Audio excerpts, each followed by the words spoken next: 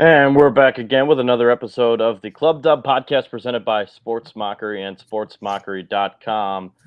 Ladies and gentlemen, Eric Lambert and Drew Cole and myself back here again. Looks like we lost Drew real quick. We'll wait for him to come back in. Slacker. Having some internet issues. He might be on the road again. He might be traveling. You know how he's doing all that. But we got some good stuff to talk about here tonight. Bears still quiet in free agency. I know a lot of people are pissed about that. I'm not a patient person. I'm also having trouble dealing with that. Voluntary offseason workouts began today. A lot of guys coming back to Halas Hall. We saw those photos online, notable names that came back in. We saw Justin Fields. We saw David Montgomery. We saw Cole Kmet. We saw Roquan Smith. Saw a handful of the staple guys on this roster that were there to meet the new regime and kind of get working out again. These are voluntary offseason workouts. This isn't scheme. This isn't practice. This is go have some breakfast, have a team meeting, get your workouts in for a couple hours. You're out of there by 1:00 in the afternoon, or give or take. So we'll talk about that, and we will talk about what the heck the Bears are going to do at offensive line, because right now it just seems to be a barren wasteland. And it's I know that there's going to be answers, and I know that this is Ryan Poles' thing, but it's been pretty I don't know. I don't want to say dreadful. I think that's too harsh, because it's still, you still got a month to go before the draft or so, but it's been pretty underwhelming. Am I wrong to say that? Yeah, underwhelming. I don't know if that would be the word. Inactive would be probably closer to it. Incomplete would be another. You know, you've grown used to, over the past decade, with guys like Emery and Pace, are much more aggressive this time of year because, Pace was a pro personnel guy, so he had no problems being aggressive in free agency. And, Emery just, liked to make big moves. So that was his thing as well. So we're not used to having a GM that really isn't interested in being active this time of year. And it's difficult to adjust to, because when you see inactivity from your team, you're taking it as they're not trying to get better. And that's obviously not true, but it's hard not to take it that way, considering where the Bears are at, being a 6-11 football team, and knowing they need to help Justin Fields with more weapons on offense, better protection, sort of, continue the transition of the defense that has been getting old over the past couple of years. So it's frustrating to watch, but it's one of those things where you just know you have to be patient.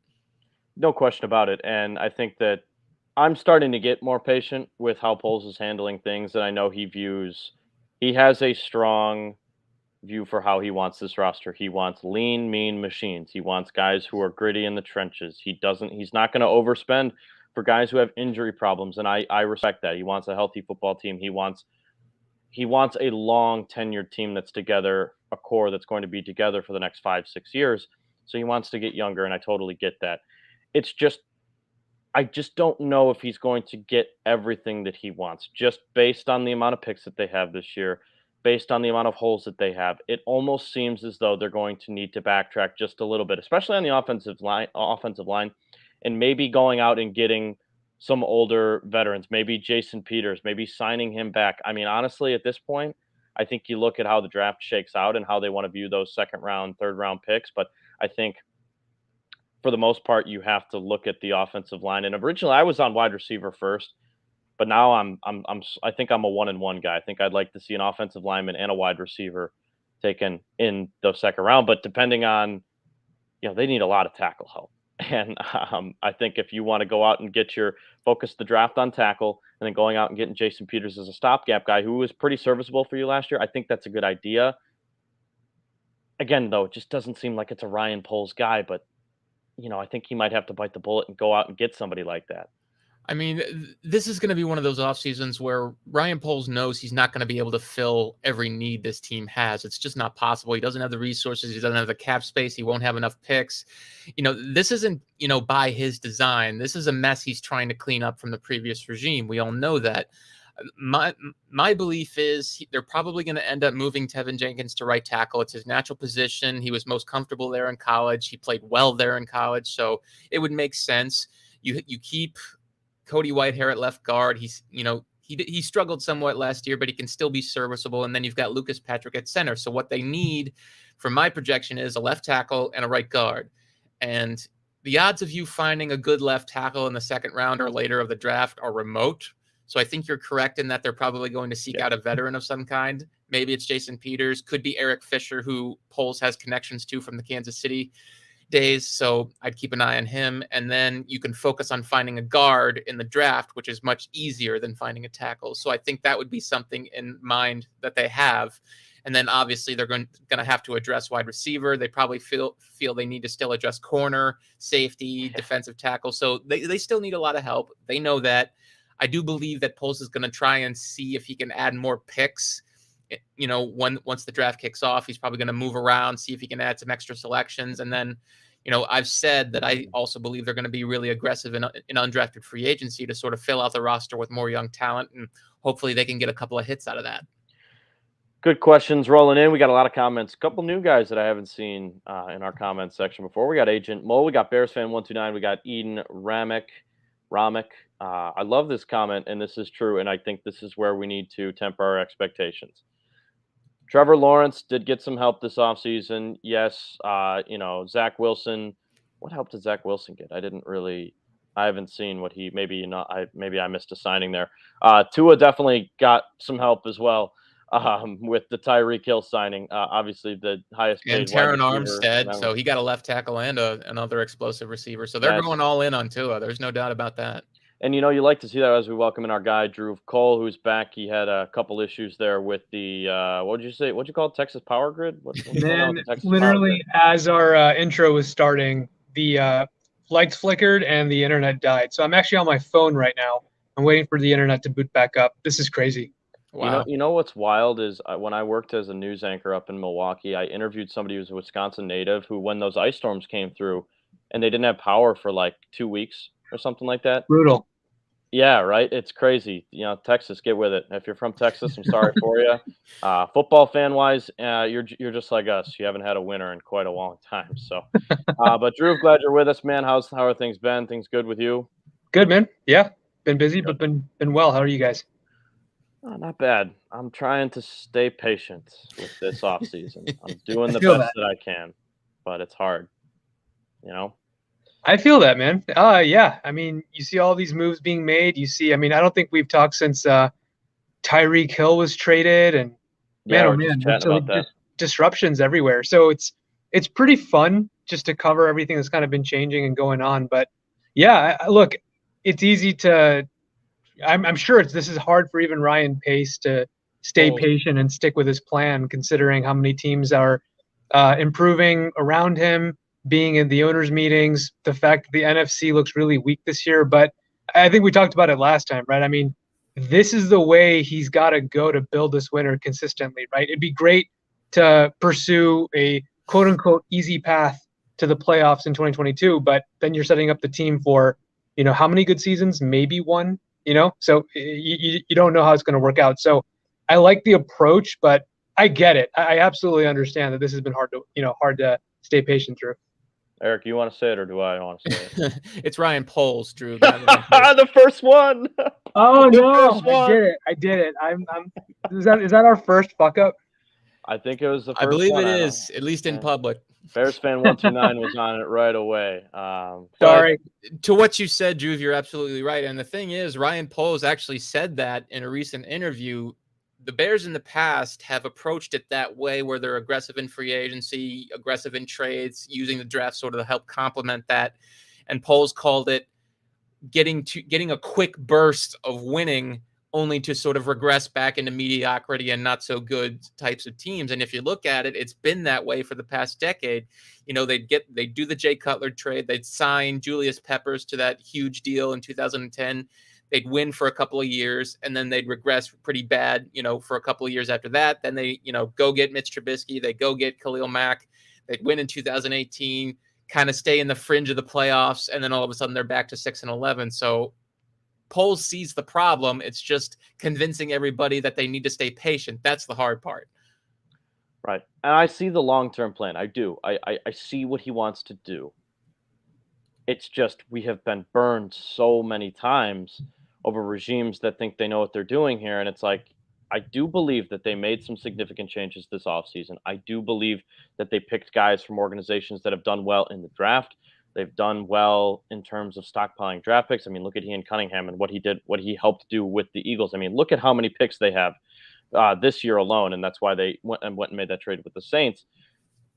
But I think the reason we're so frustrated is another point that Drew mentioned when he first got on was this has been the craziest NFL offseason we've ever had. Oh, yeah. Maybe in my lifetime, for sure. I can't remember anything like this. I mean, we've had coaches fired. Sean Payton retires, who, by the way, spoke on ESPN 1000 today about how Justin Fields' arm strength stood out to him and how he liked him as a quarterback. So promising news there. But we're looking at Bruce Arians retiring, Tom Brady retiring and coming back. And I think not having a move to pin our hats on this offseason and a move to kind of as our Northern Star for the 2022 season, I think that plays into a lot of our minds too, and mine included. I mean, the two moves that he actually tried to make kind of went against him for unfortunate circumstances. They had Larry Ogunjobi, locked up. The foot injury clearly wasn't fully healed, so they had to fail him on his physical, which you understand, even though it was unfortunate. And then they made an aggressive move for Ryan Bates, the guard from Buffalo, but Buffalo managed to find the money they needed to keep him, and so they did. So his two most aggressive moves, just through unfortunate luck, just sort of didn't happen, and now he's sort of left to, trust the process, stay patient, and maybe, probably shifting his focus to the draft.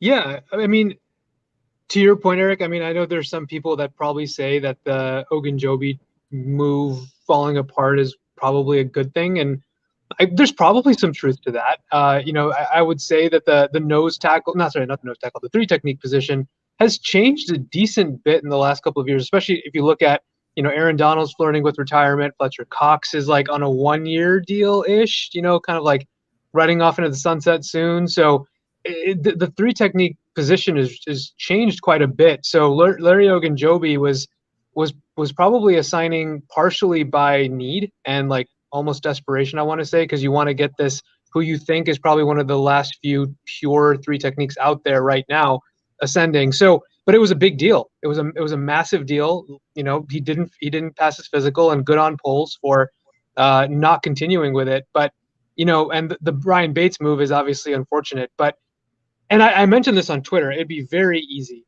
for Poles to get into this sense of desperation. Young GM, 36 years old, first time doing this.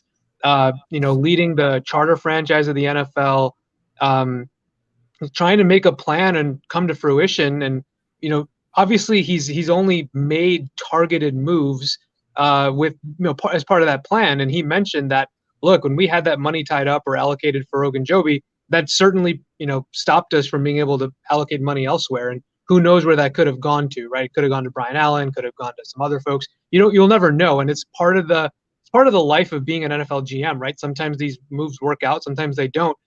I am impressed with his sticking to his patient approach because, like I said, it'd be very easy to fall into that trap and be like, you know what? Fuck it. I got to do something crazy to make this team better.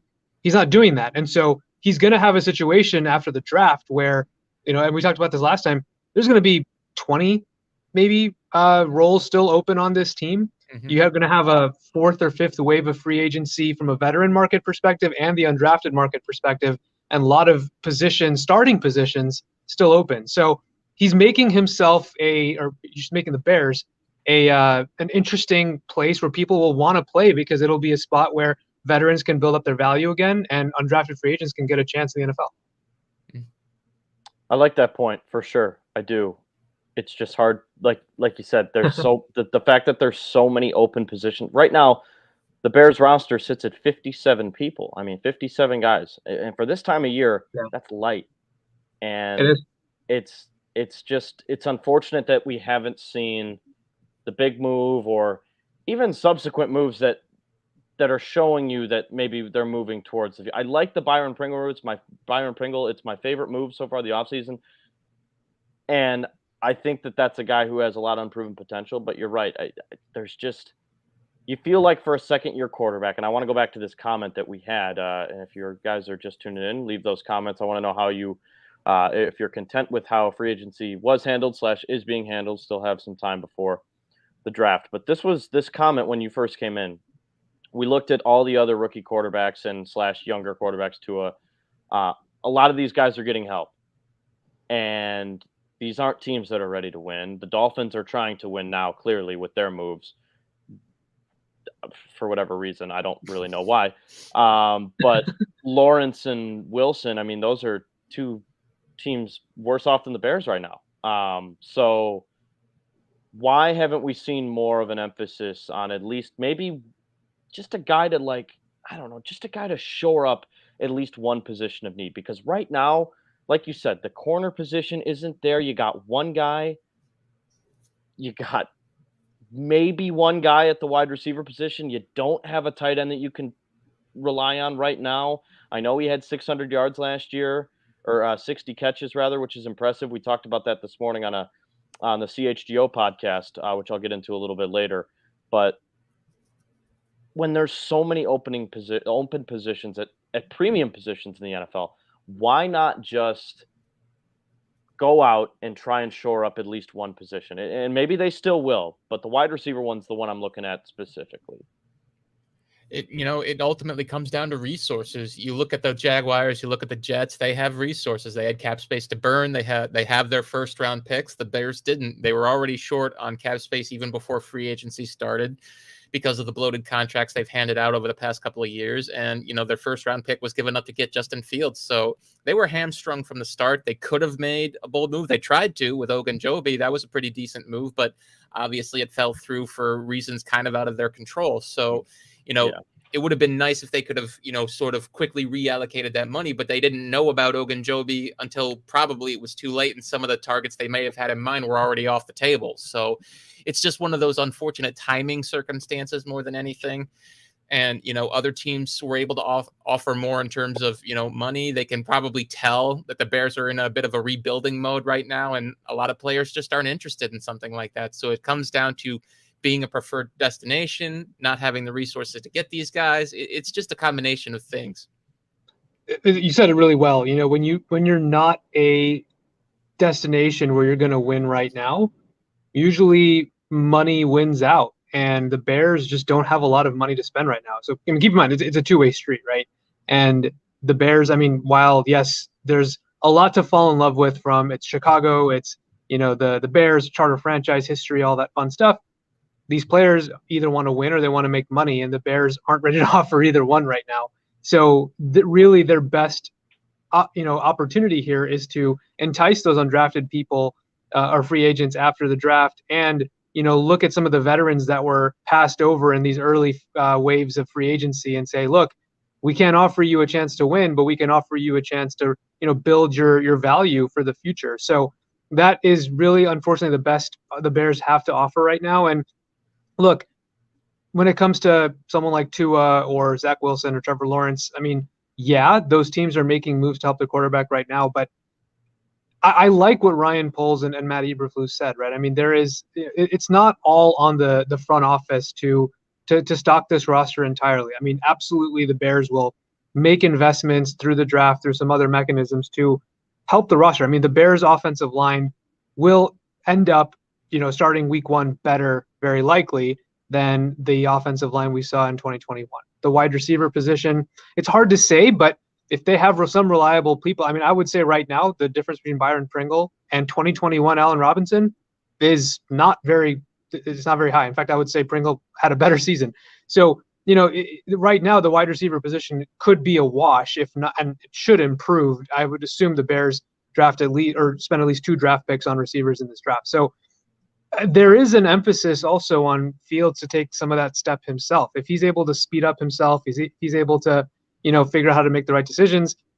If assuming Luke Getsy's scheme is what we hope it's going to be, there should be automatic improvement there. So it's not just about having guys that can come in and be, names on the wide receiver depth chart. It's about, Fields also making himself rise to the occasion, and same with Luke Getsy. So part of this is on them, and I think the Bears, they're almost out of necessity having to rely on that being part of the solution. And I think, it'll benefit them in the long run if that's the case.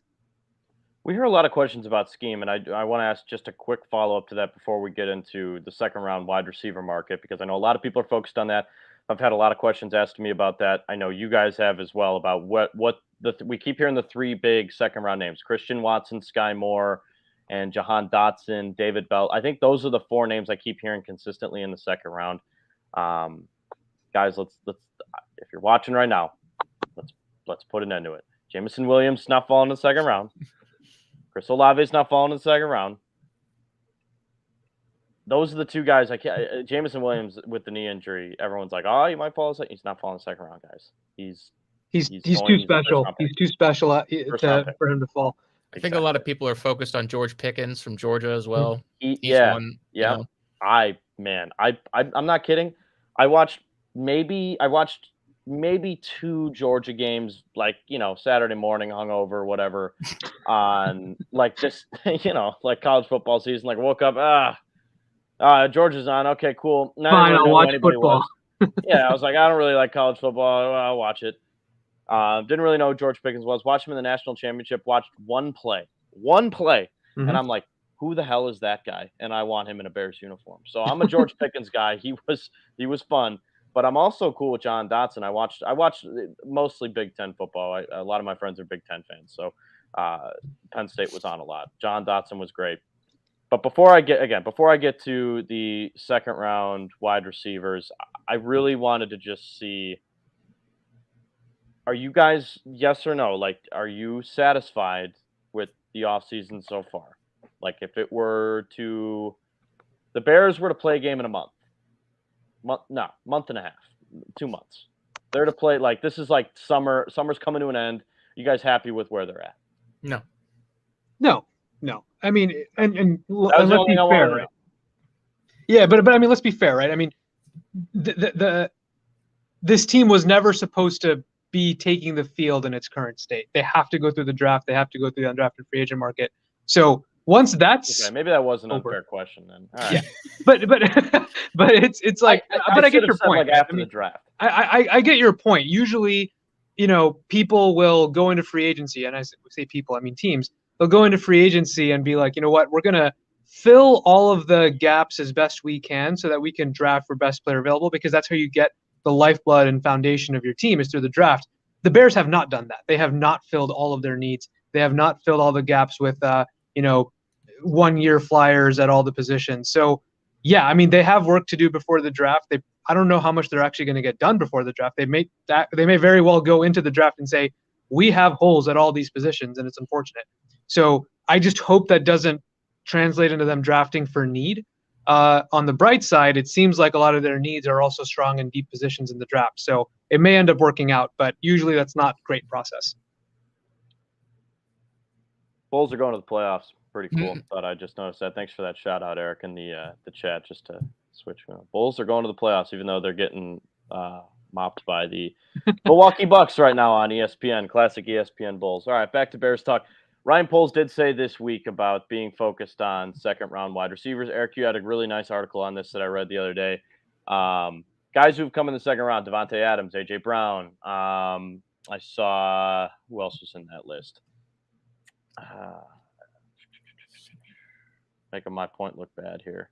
It was again, a handful of guys who've come in the second round that have been very solid. I'm going to try and pull up the article, but yeah, things like Devontae Adams, DJ Shark. Oh boy, there's more names on that list. I know. Who's the Cleveland guy who just got cut by Cleveland? I'm sorry. Landry's the second round guy. So if you're the Bears, who do you want to see them pick in the second round? Because they're going to use at least one of those picks on a wide receiver, right? Like, I mean, it kind of is going to. It's kind of leading that direction. They really have to. We had a talk this morning. It's like, who the hell is Justin Fields? How is he going to hit any of his touchdown props? You know, I know we could talk about scheme this, scheme that, but you know, you got to have some guys. So if you had to pick from that list of guys that we just talked about, who are you taking and why?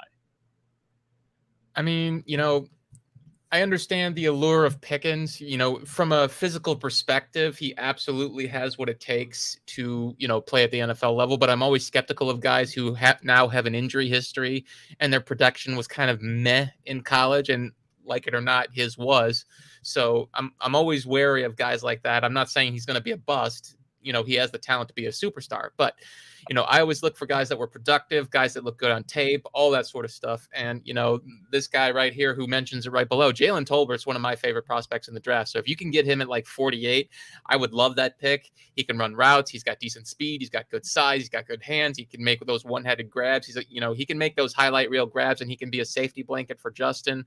I think he'd be a great compliment to Darnell Mooney and Byron Pringle. Calvin Austin, he's more of a gadget type of wide receiver because of his size. I believe he's like 5'8" or 5'7". I forget which one it is, but there's no questioning his speed, his quickness. He's deceptively strong for his size. He's kind of like a Tariq Cohen type of sort of situation, maybe a little bit faster. So, something like that. But, Jahan Dotson would be one you'd want to keep an eye on. He's got a bit of a size issue as well, but quickness, sharp routes, good hands when he's focused. My dream scenario, even though I doubt it's going to happen, would be either Treylon Burks or Drake London somehow falling out of the first round. I love those two guys a lot for different reasons. So those are the names I'm keeping an eye on. And, I wouldn't be unhappy if they drafted somebody like Pickens or Christian Watson because of their athletic upside, but because of their limited production, I'm always skeptical of getting those types. Yeah, I understand that point for sure. Like someone like Christian Watson is a little bit of a projection, I would say, great athletic ability, but it's more to your point. There hasn't been a lot of production, and you were projecting on that one. But someone like I love the names that Agent Mole. I can't see this on my screen very well. Agent Mole, thank you, Agent Mole. I like both of those names. Jalen Tolbert's very interesting. Can be that larger possession receiver who has deceptively fast. Mm-hmm. And Calvin Austin, I love. I mean, his tape was addicting to watch because he is just special when it comes to the ball in his hands. So he's probably a faster, better, more polished Jakeem Grant in the role that he was in with the Bears last year. So, everyone was excited about what Jakeem Grant was doing, which is kind of crazy. So, but this guy's an actual football player. So he went to the Jets. So there's your answer for Wilson. What do you mean? What do you mean he's not an actual football player? What do you mean Jakeem Grant? He didn't do it for you last year. He's most That's not what I exciting meant. guy now. Let me rephrase that. He's no slander, my man. He's a real wide receiver, if that makes sense. Okay. Yes. That's what I meant. Yeah. Okay. See, man, this whole Wi-Fi situation's got me flustered. Saying Ryan Pace. You can use that as an excuse as much as you want, but I heard that Pace, and then I just heard that slander, man. Okay, all right. I'm apologizing. But no, I do like those names a lot. I would be very happy with Pickens just because of his special ability, and I think he's a little bit more polished than Watson is. But if Drake London falls, holy shit, I'm sprinting to the podium. Yeah, Drake London is awesome. knows. Drake London. So, I don't think he's going to fall, but if he somehow does, my God, you got to pick him, man. Absolutely. So I would be thrilled if the Bears got, one of those guys in the second round, and, in the second pick of the second round, if they got either a tackle or a strong guard, someone like, the dream scenario would be someone like Zion Johnson, but I don't think that's going to happen. Or cornerback that's, a true lockdown man-to-man type of corner, which is hard to get in the second round, but maybe. Or that 3 technique position. Maybe someone like Perrin Winfrey or something would be an interesting need filled / you're still getting good value at that point in the second round. So if the Bears are able to get, one of those positions and one of those players, I would be pretty happy. I've looked at just teams who have handled and had, younger teams and have handled and had great draft, just the entire draft. And I look at a team like the Colts and guys who they've picked and have been handed second contracts. I forget what year it was, but I love reading all this stuff going up to draft time because I know the Bears don't have a lot of picks, but if they nail this draft, if they get 3 guys, maybe 4 that can be extended to second contracts and can play starting roles on this team, that's just massive. So. We just have to hope that their eye for talent is great. We know that this is a deep wide receiver class, which is great because it fits their needs. It's just unfortunate that they're not going to get, you're not going to get the blow your number, eyes out of your socket type of guy right away that we saw, with the last couple of years with wide receivers. So maybe we will, but I'm not really feeling that. I think that if they can focus on getting a guy like Jahan Dotson, they can focus on getting a guy, like you said, Drake London. I've watched a little bit of his tape. He's obviously great, but he's a guy that no one's, he's not a guy that casual fans have heard of. I didn't really know him until after the season was over. So, like, I just want them to focus mainly on the offensive side of the ball, but they just need to, even with the lack of picks, they need to nail this draft. I think that that's the most important thing at this moment in time.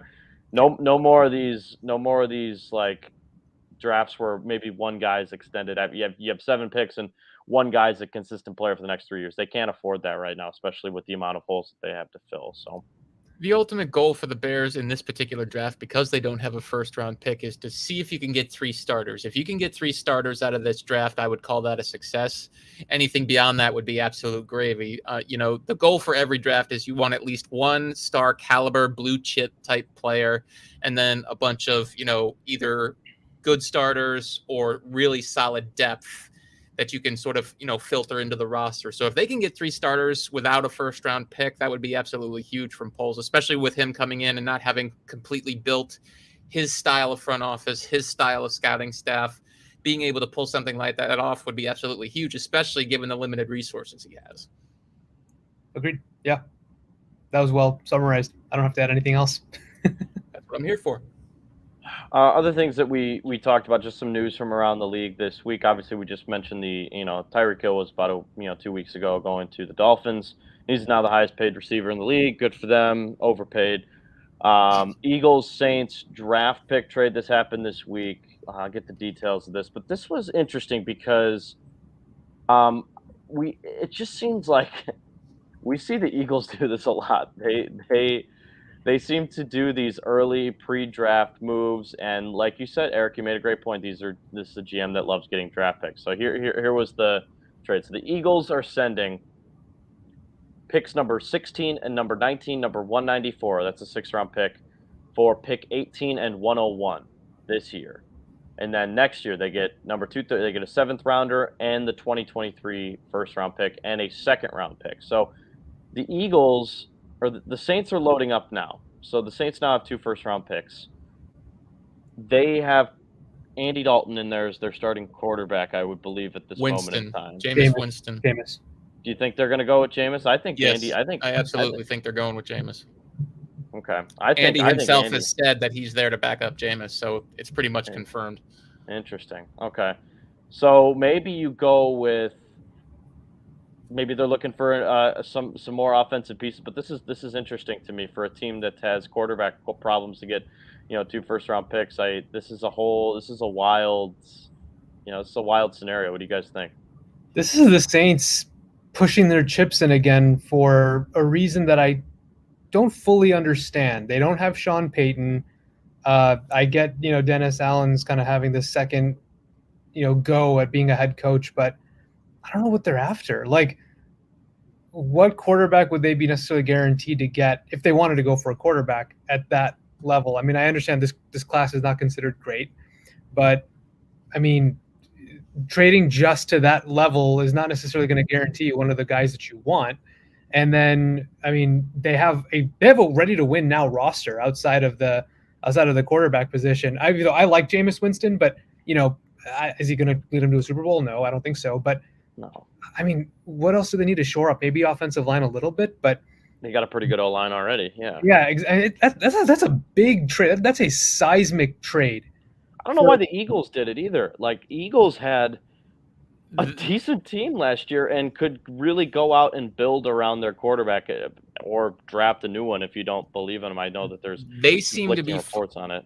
They seem to be following the Dolphins' philosophy in that they don't seem to be the biggest believers in this draft class as well. So their best bet is to see if they can stockpile some picks for future drafts, getting a first in 2023 and then a second in 2024. So they're sitting pretty with a lot of high draft choices in future drafts while still having 2 first-round picks this year. So, that trade works out perfectly for them because I think they still have a top 10 pick? I think they do. Yeah, they had 3 and they traded 16. I don't know if it was. Let me see if I can pull up the draft. Sure, but I know they had 3. Top 10 pick and a top 20 pick. So they're doing just fine.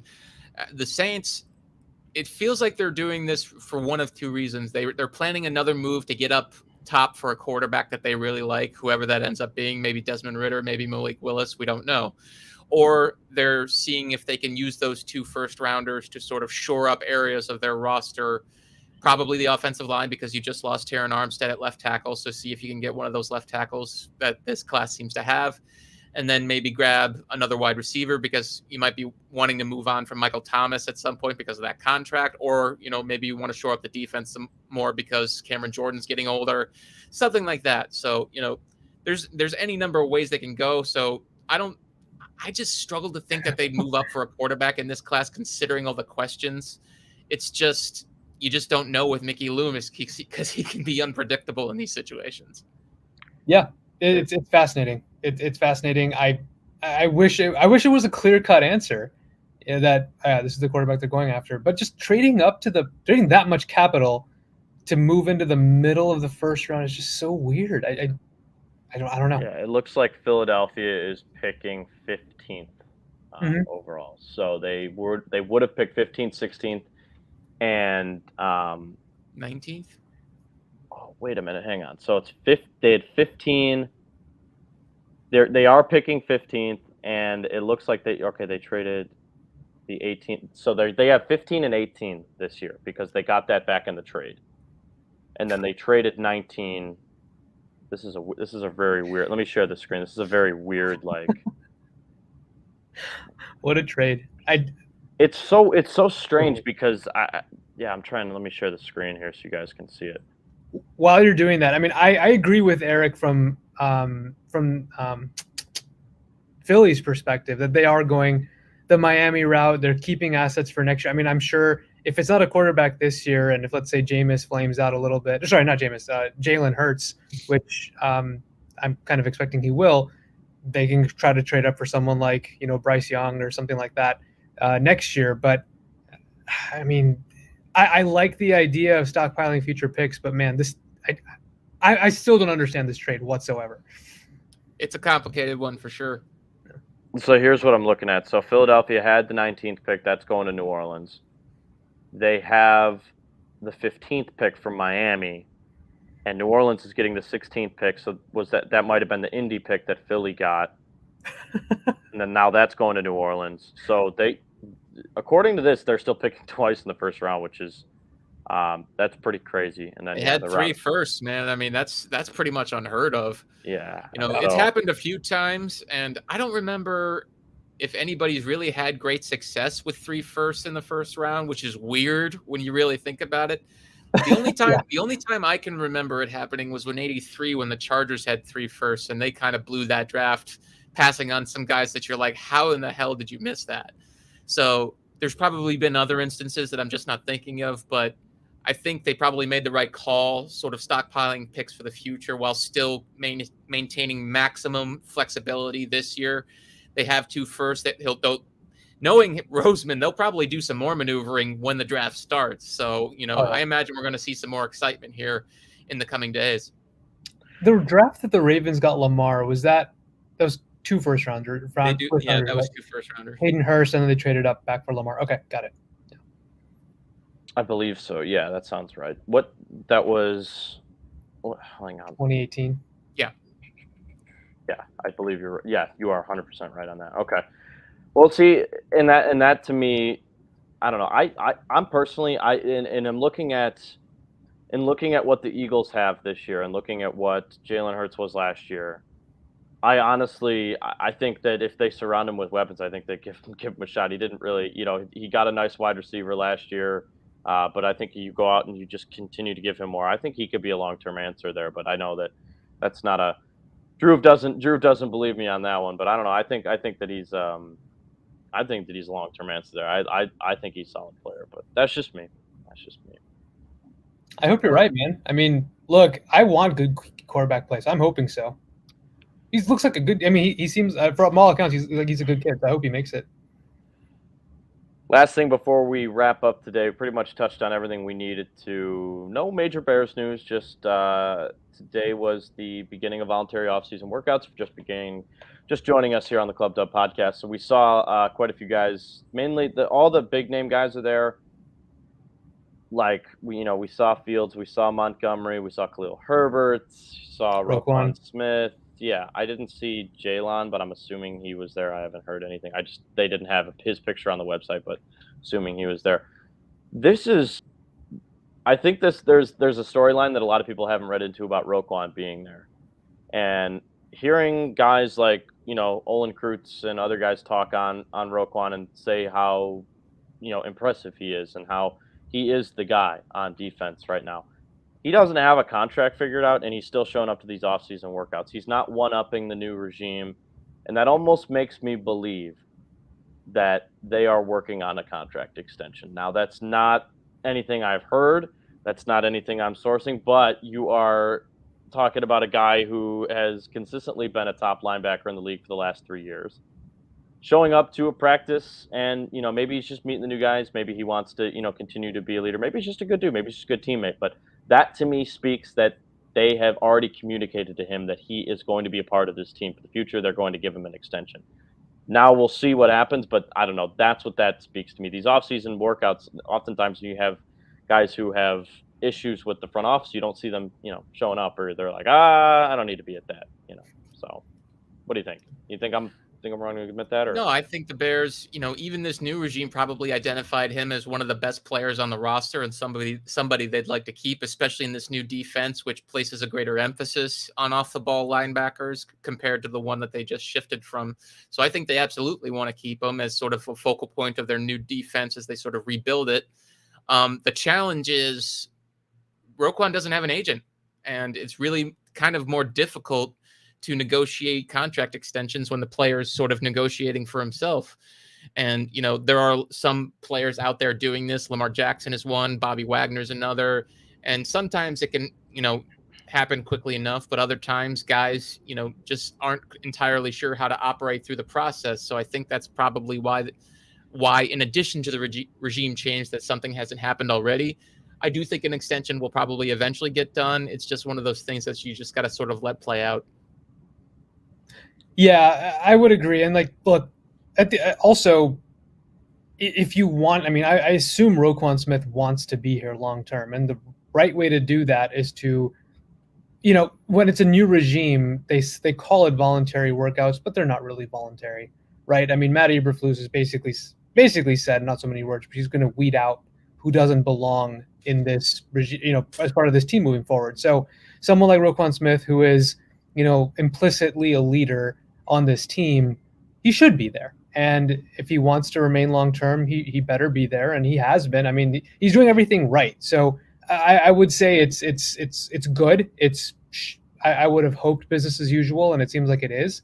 But to your point, Kevin, look, the Bears would be really stupid to not lock him up right now. He's going to be really fucking good for a long time. He's obviously been one of your best players for ever since he was drafted. Sign him, just lock him up. Just do it. Yeah, and I like your comment about weeding guys out. We do. Look, I'm telling you, man. I'm pretty sure he's gonna be just look at the pretty difference. Good.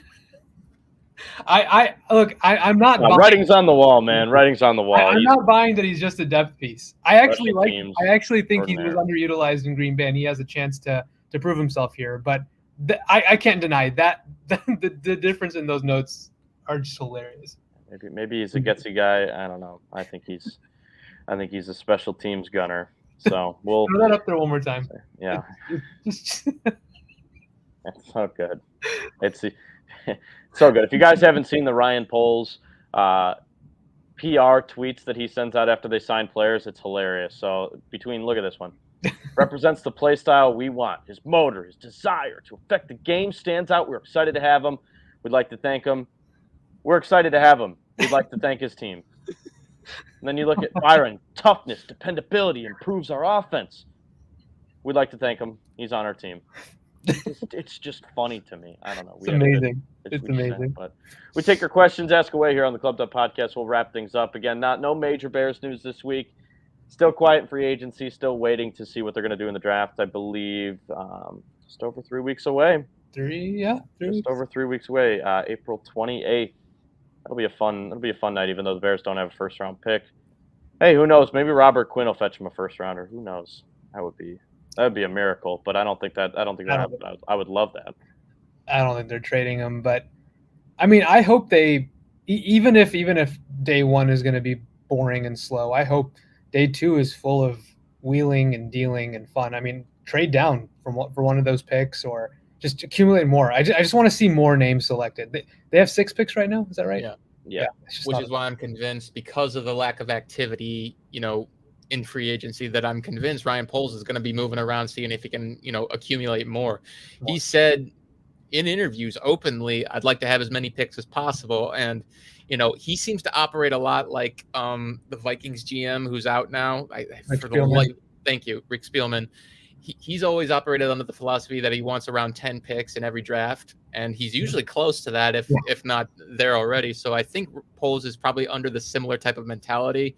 He wants, 9, 10 draft picks, a lot of late rounders, compensatory picks once he can get the team to that point. So I think that's sort of how he wants to build it. He's not there yet, but he's going to have to be willing to sacrifice some position. I think he is, because he feels that the depth of this draft in certain positions is worth it and worth the risk. So, I'm convinced. I don't know if he's going to move down from 39 or 48. It probably depends on who's available at 39. But, I do believe he's probably going to try to move down if the right opportunity presents itself. So I think we kind of just answered Chad's question. Yeah. Do you think they're going to move up? No, not really. Most likely not. I would doubt that unless Olave falls to late 20s, which there's no way. I don't think he's getting out of the top 15. Yeah. I'm calling it right now. Unless Poles really is pace. Can you imagine if he just pulled a 180 on us? We've been talking about this all offseason, then he just trades Justin Fields and gets a first rounder and moves just some crazy shit. That'd be wild. It's like that Scooby-Doo meme where it's Fred pulling off the mask of the ghost. It's hey, look, it's Ryan Pace. I do like this point. It's not a question, but Bears fan, very active in the comments. Say Terry McLaurin, 3rd round pick. Yeah, he's an Ohio State guy too. McLaurin is great. He was one of my guys in that draft. This is an example of classic overthink in the draft. McLaurin, his tape was littered of just getting open and speed. What's not to like? He dominated the Senior Bowl. I mean, people could see it even there. You didn't even need to get the game tape. I mean, he was beating guys on every single rep at the Senior Bowl. And then I went back and watched his tape. I'm like, it looked the same. It was the same thing. So it's like, why aren't you drafting this guy earlier? And the Bears passed on an opportunity to draft him, and it broke my fucking heart. Yeah. I don't swear much, but that's one I'm going to swear about because I really love Terry McLaurin. Hey, which is your favorite miss? That one, or the fact that they coached Cooper Kupp at the Senior Bowl and then they passed on him? McLaurin, but that one's close. Had to throw that one in there. I kind of forgot about that until people started talking about it in recent weeks, and that is just a man. You know who they took instead? Oh, don't say it. Don't. No. Yeah, I'm sorry. All right. Come on, man. We'll move on. We don't talk about him. We don't talk about that. He's banned from this chat. Is it true Tyler Linderbaum is falling to the 2nd round? A lot of people said I was crazy when I said it's possible he might fall out of the 1st. It's still very possible he'll go in the 1st because he's the best center in the draft. But because of his size, because of his perceived lack of strength, it's possible he might fall out of the 1st and, go to the 2nd. If he does and he somehow falls to 39, that's an easy pick for the Bears because, I get Lucas Patrick is projected to be their center, but he can move to guard and he's played well at guard. So I don't think he'd have that problem because Linderbaum is worth it. He fits this system perfectly because of his mobility, because of his intelligence, because of being able to block in space. He's a lot like Jason Kelce in that regard. I don't know if he's quite as athletic as Kelce, but he's pretty close. So if you can get him at number 39, that's an easy pick. What about Cam Jurgens? Do you think they would go after a guy like that? Not in the 2nd round. I think he'd be more of a 3rd or 4th round type of guy, probably 3rd, because of how well he did, in the pre-draft process. I'm not wowed by his tape all that much, but I still think he can be a pretty solid player. So it's one of those things, depending on where he is in the draft, I'd be fine with it. 2nd round, not for me. 3rd round, maybe. And if you can somehow get a 4th, yeah, I think that would be probably the sweet spot for me with him. Would agree, and I think Lindbaum in particular is the James Daniels comparison crazy. I mean, 21 years old, going to the draft, 291 pounds, a little bit light for a center. I mean, I don't think it's crazy, but I think Linderbaum has a bit more of what Poles looks for, a bit more of a nasty streak, mean attitude, tough, that sort of thing. I think he blocks a little bit better in space as well. But yeah, I can absolutely see the comparisons. Yeah, so I mean, if the Bears are able to get him in the second round, would be not bad. To your point, Lucas Patrick can move. How far do they go? Okay, so so Kevin, I think you broke David's spirit here when you were asking about why aren't the Bears making moves. He's just talking about the Bulls now. I get it. First round exit. Yeah, they're going to be done in the first round. First round exit. Unfortunately. Out. What's the score of this game right now? The Bulls have been cutting the lead from what I've seen, but I don't know how close they are now. They're down 14 at the end of the third. Man, death taxes and the Bucks just dominating the Bulls, and this is the last two games at the United Center. They've just crushed them. What's killing me is when you have one of the best in the league, it's hard to beat them. Yeah, it's just what's killing me about this team is they don't score. Just remember looking up at the scoreboard early on in the year, and they'd have 100 points by the end of the third quarter. Now it's just we're back in the 80s. They're not scoring. Yeah, I know they're banged up, but man, it's Zach. It's not even scoring when he's out there though. Yeah, it's just frustrating. I mean, Alex Caruso was supposed to fix some of that defensive problem, and he has, but they have deeper defensive problems than just what he can cover up, especially in the paint. They have defensive issues in the paint, especially with Vucevic. Yeah, so they're getting fucked in the paint. Oh god, it's just painful. Yeah, I tend to agree. Maybe they should be more patient in the draft. Maybe they should go out and do nothing in free agency, and maybe it'll make me feel better. I wouldn't be surprised if they try to move Vucevic this coming off season. I don't know. I don't know what they need to do. They need an aggressive big man. They need look at the Lakers. They're a train wreck. Maybe they'll look to trade Anthony Davis. Give them Zach and a sign and trade for AD. I would do it. I would too. I would absolutely. And I love Zach, but I would do that. Thank you guys for tuning into the Club Tub podcast here on Sports Mockery. We are presented by Sports Mockery and sportsmockery.com. We'll have more articles coming out. I shouldn't say we. Eric's pumping out the articles. The machine. That's Eric. He's got. I think he put up about 4 or 5 today. Plenty of new ones up on the site for you guys to tune in all the way up until draft coverage. Who the Bears going to get? Is there going to be another trade? They're not done. They only have 57 guys on the roster. A lot more moves to come. A lot more things to cover here. We'll have it all that and more. We'll have a show probably next week after that. Till then, though, we will, keep following us on Twitter. See our Twitter handles down there. At Drew Cole, at Eric Lambert, and I am at Wells15 Kevin. For the guys, I'm Kevin Wells. We'll talk to you guys next week. Go Bears.